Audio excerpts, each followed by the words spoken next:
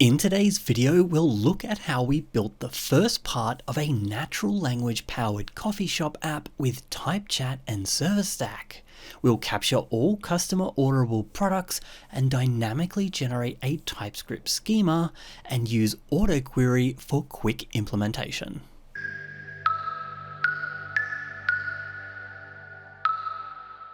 In our first video in this series, we built a meeting agent that utilized a chain of thought approach to enable an LLM to help book meetings for users.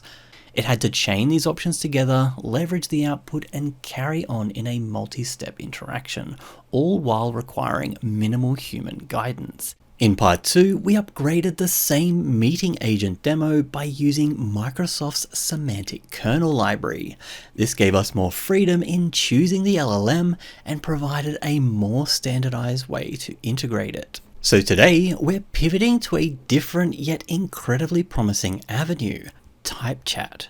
This Microsoft library is all about ensuring the LLM's response adheres to a predefined schema, making the integration more robust and easier to manage.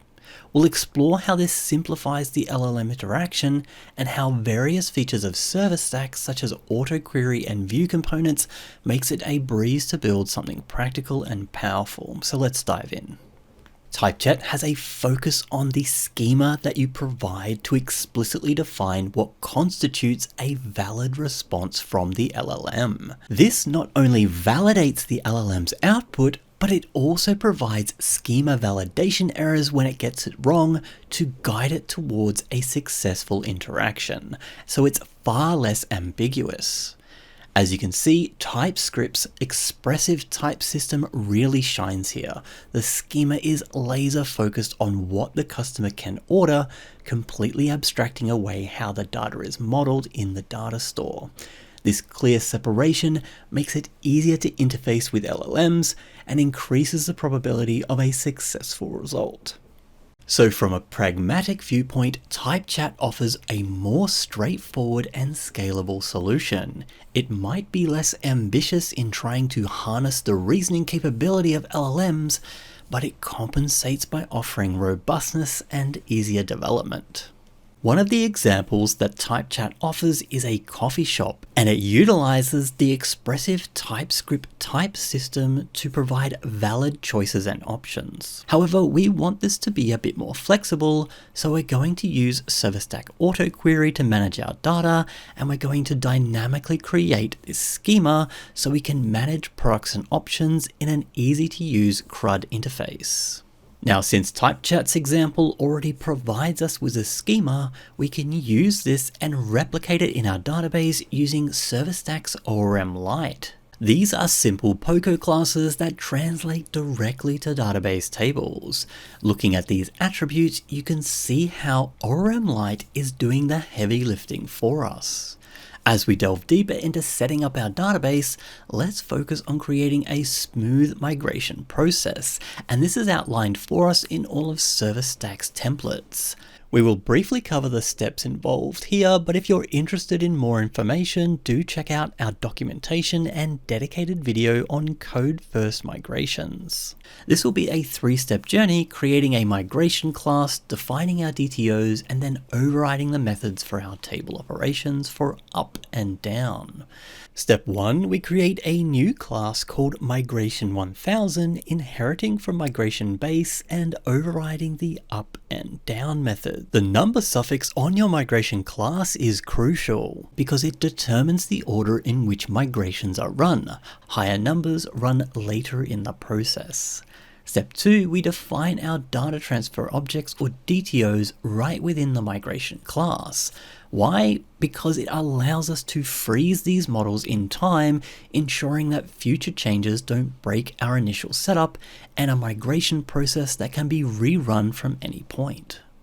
Finally, step 3, we override two critical methods, up and down. The up method is where we create our tables and populate any initial data, and down method to clean up if there are any errors during the migration. Now to run all this, we simply execute npm run migrate from the terminal.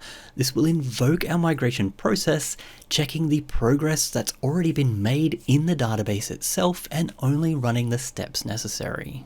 Alright, so we've just set up our database tables to mirror the TypeScript schema from the TypeChat CoffeeShop example. Our next step is to create our AutoQuery services, and for that we just have to declare some request DTOs. Here we define two request DTOs for query products and query categories. These DTOs extend QueryDB, which is a part of ServerStack's AutoQuery feature. With minimal code, we can now query products and categories straight from our database from an easy-to-use web service API. While these request DTOs handle the ability to query our data, we can also include the create, update, and delete operations as well, just as easily. Here we're defining our DTOs for creating, updating, and deleting products and categories. Using ServerStack's interfaces like iCreateDB, iPatchDB, and iDeleteDB streamlines our process by enabling AutoQuery services to handle this for us. And the best part, AutoQuery services behave just like any other ServerStack services, so you can selectively include or exclude properties to fine-tune which columns are accessible to your services. Just by defining these AutoQuery request DTOs, we get AutoQuery services that can manage the data in our database, and we can access these services from our built-in low-code UI without any implementation. AutoQuery handles all this for us.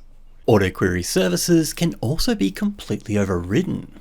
Now sometimes you might have specific requirements that don't fit neatly into the standard CRUD operations.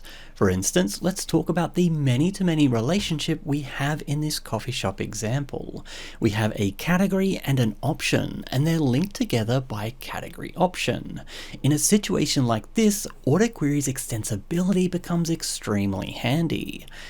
Here's how we approach this in our example. Initially, you might think about having the UI to make an API call every time an option is added or removed from a category, but that doesn't align well with the typical user expectations. If a user cancels a form, they generally expect that none of their changes will be applied. So what we've done in this case is to create a custom update category DTO that not only handles the standard fields, but it also introduces two new properties. These are add option IDs and remove option IDs. These are intended to be hidden fields in our form. We can see here in our class that we can amend this new DTO and we can now write a custom AutoQuery implementation. Before, we didn't need to declare any method in our services because we were going with the default AutoQuery implementation, but now we declare it like any other ServerStack service. This custom implementation takes advantage of AutoQuery's partial update functionality for the standard fields, but it also handles the adding and removing of options for a category. This shows for when you're building CRUD systems, you can start with AutoQuery and the default implementation, and if you ever need custom behavior or to extend the functionality further, you can declare a custom service like any other ServerStack service. Which leads us to the UI. So we've covered the power of AutoQuery to handle complex server-side logic where needed by overriding the default behavior. Sometimes your application needs that extra touch of customization on the front end to provide the user experience you're aiming for. Starting with AutoQuery and AutoForm components from the ServerStack View library, you can rapidly prototype most of your standard UI forms.